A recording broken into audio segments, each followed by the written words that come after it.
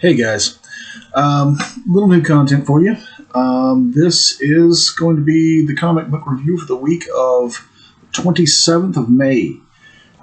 First new comics that we've got out, and didn't have that much of a haul. 6 books, just 6 books. And only 2 of them are really worth even talking about. Conan, Transformers, Vengeance of Vampirella, and Dr. Aphra were, to me, to one degree or another, all disappointing. The Conan series has been, up to this point, excellent. Very well told. It's the story of King Conan. He's older, he has a son, and a menace that has haunted him almost his entire adult life has finally caught up with him. It's been a 12-issue series. Thoroughly enjoyed it up to this point. The ending is very lackluster. It's very anticlimactic, and I hate that it went out on that note. The only good thing I can say about it is that it ends with such a way that, you get the idea that Conan the King, sitting brooding upon his throne, ain't going to stay on that throne. He's about to go back to being Conan the Wanderer. All right? Transformers 17 from IDW. This book has such an interesting premise. It's Cybertron before the war. Optimus and Megatron are friends, or I should say Orion Pax, because he's not Optimus yet. Optimus is a rather idealistic politician.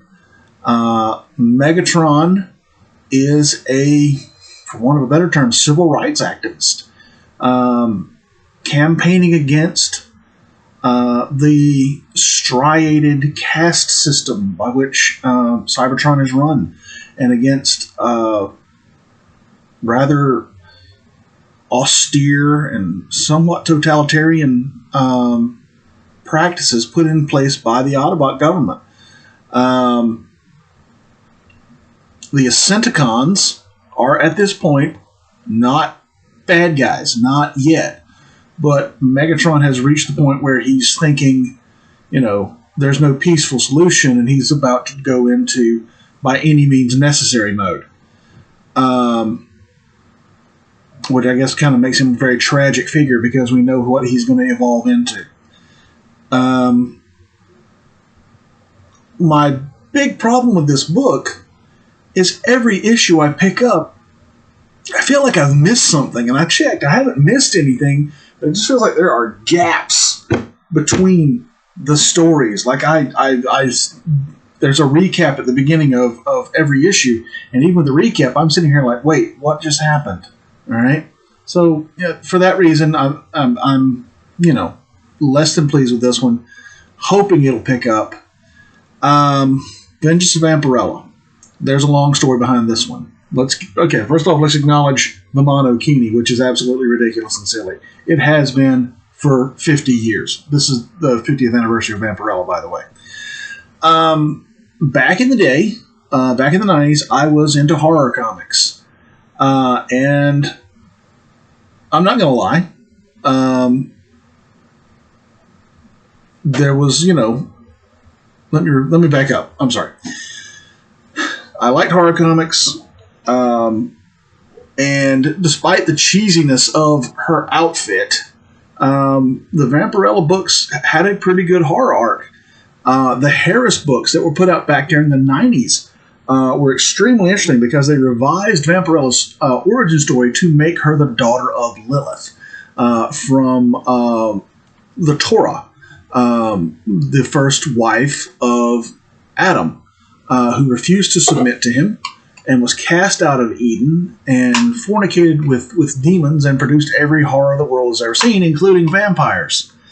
Vampirella was created by Lilith as an agent of redemption. She would fight the creatures of darkness that Lilith had spawned into the world, using all of their abilities but with none of their weaknesses. And we got a lot of old Judeo-Christian stories incorporated into it. And again, she was wearing the monokini the entire time. So this appealed to me. It was something new and fresh and interesting, and I had not seen it before. And I'll admit it, I didn't mind seeing a well-drawn female figure. All right? And I still don't. All right? This is a reboot of that original Harris storyline done by Dynamite. And I picked it up for the sake of nostalgia, to see what they would do with the story. And they have continued it on from the point of where it was 23 years ago. As a matter of fact, it takes place in real time, 23 years later. Vampirella was killed by her antagonist, Nyx. Demons ruled the earth, and it's really, a crappy, sucky place if you're a human being. Vampirella is resurrected by her friend Pendragon, the sorcerer, and she goes on to, fight against the forces of Nyx and the great evils plaguing the earth. It ain't grabbing me. It's just not grabbing me. Dynamite has done some good Vampirella stories since they picked up her property and started running with it. Nothing so good as the original series that they did, where Vampirella was working with the Vatican and wearing clothes and using weapons. But, they've reverted to, type, I guess you could say, for the most part. And some of the stories are good and some of them are just yawns. The current mainline Vampirella series is really good. And, I'll talk about it later when I get one of those books in. But this one, I don't know, the magic is just not there anymore, and I think I'm just going to have to let it go. Just drop the whole series. Dr. Aphra, this is the restart of the Dr. Aphra book. This is post Empire Strikes Back. All the Marvel Star Wars books have rebooted post Empire. And she's still as nefarious and amoral as she always was. Indiana Jones without even the semblance of a moral compass. Or maybe just, an extremely wonky one that's only right, occasionally. When the series first started, absolutely loved it. Absolutely loved it. And, like, just about every single one of the Marvel Star Wars books, they've just progressed steadily downhill. She's running with an entirely new crew, as you can see. She's run afoul of the Tag family, who are basically the one percenters of the Star Wars universe. They own planets. And she is running a deal with her new crew to try to find an ancient hidden or ancient lost cursed object. This instantly perks her ears up because she's thinking money, money, money, money, money. But Tag also wants the hidden artifacts. I'm going to continue to collect this one and see if it perks up a little bit. The first issue was just okay. That's all I can say about it. It was just okay. All right. Now, with those four out of the way, we move on to our main ones. The actual picks for this week or last week, because we've already moved on to the last week. I want to give people time to read the books. Avengers 33 and Marauders 10. All right. Avengers 33 is part one of the Age of Khonshu, or Honshu. I'm not sure how to pronounce that. And we have Moon Knight, who is a normal street-level crime fighter, extremely interesting character. He's been around for at this point, about 40 years, I think. He is Mark Spector. Mark has issues. He has multiple personality disorder, and his power set and his abilities change with his personalities. If I remember correctly, it's affected by the phases of the moon. In terms of power level, he's in about the Spider-Man category, somewhere between Daredevil and Spider-Man. And in this series, he is carrying out attacks on various, primarily mystical superheroes. The first person he goes after, he goes to Conan and he attacks Danny Rand, the Iron Fist. And as you can see, they have one heck of a Kung Fu Fury fight here. And Moon Knight beats Danny Rand down. That don't happen very often. All right? Danny Rand is one of the premier martial artists of the Marvel Universe, and Moon Knight beats him. All right? He goes on to attack Doctor Strange and steals the Eye of Agamotto. All right? He goes and steals the Hell Charger from Gabriel Reyes, the Ghost Rider. All right? He goes to Wakanda and attacks T'Challa, the Black Panther. Now, the T'Challa one threw me a little bit because I thought the heart-shaped herb was a biological entity, or rather agent. And this whole thing, he's attacking supernatural characters. I was not aware that the heart-shaped herb was supernatural, unless there's something going on with Black Panther of a supernatural nature that I'm not aware of. I know there is the Panther God, but I thought his powers were primarily from the heart-shaped herb and from his technology. Could be wrong. If anybody knows, please fill me in. All right. He even goes so far as to attack Thor. All right. By this point, the Avengers, T'Challa warns the Avengers what's going on. He takes on Thor on the moon, and we find out something about Mjolnir that we did not know.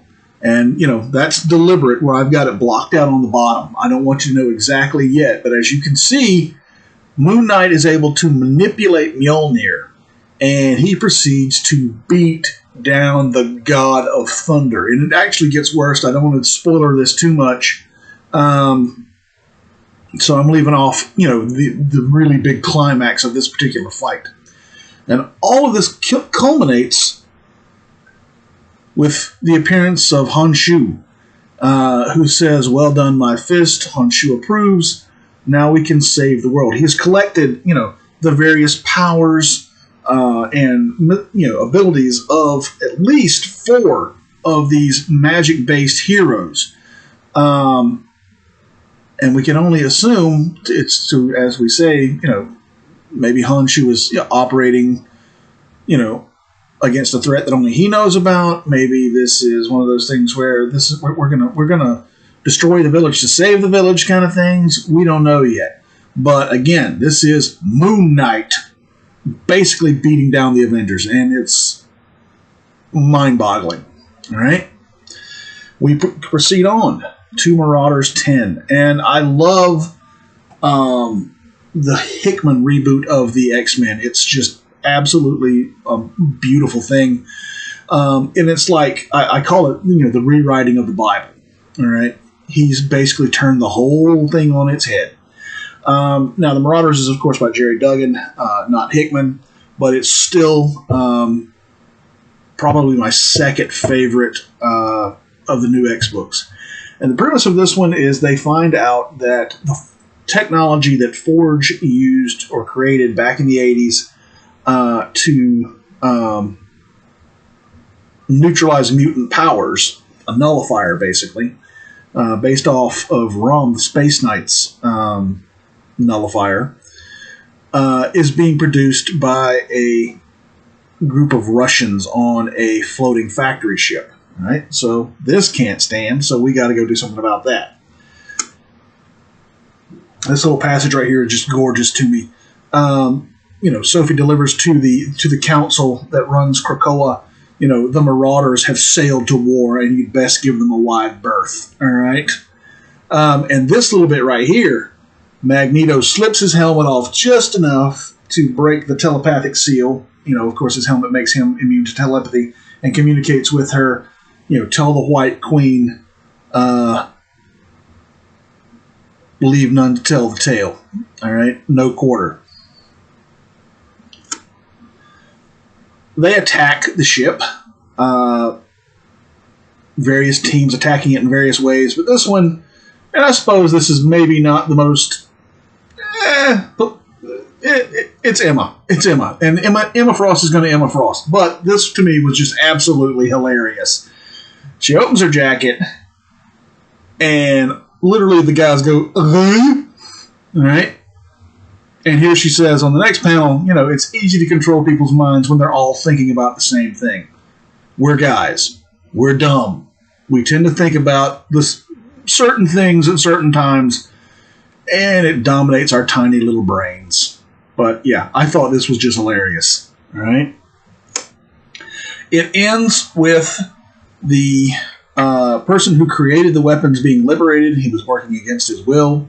He was the one who arranged for them to be able to find out what was going on. And after that, they scuttle the ship. All right. Again, great little book. Very happy with it. We're just now getting back into comics. We're getting new shipments, and it's going to be difficult for a while. Diamond, don't get me started on Diamond. I'm not a Diamond fan. They might say they're not a monopoly, but when you're the only game in town, you're kind of a monopoly. Everything apparently with shipping is not great, not good. What we were supposed to have received this week, we didn't. Something that was supposed to have gone out this week went out last week. And I get it. They're coming back off of COVID. The whole world is, coming off of COVID. Yeah, COVID's still out there. We all know that.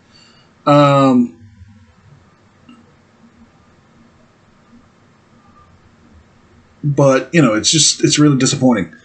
I only got 2 books this week, and I almost put them in this review, and I was like, no, wait a week, give people time to read them. No, we don't want too many spoilers.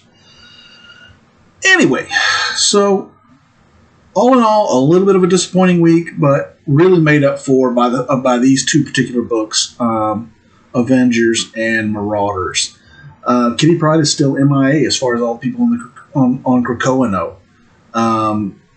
There's a little bit more to this book. It's spoilery, and I'm not going to show it to you, just in case. But anyway, I hope you enjoyed this. This is the first of the new format that I'm going to use for the review of comics, and I hope you enjoyed it. Please continue to like, subscribe, share, so that the channel can continue to grow. I appreciate all your support and all your advice. Thanks. Have a good night.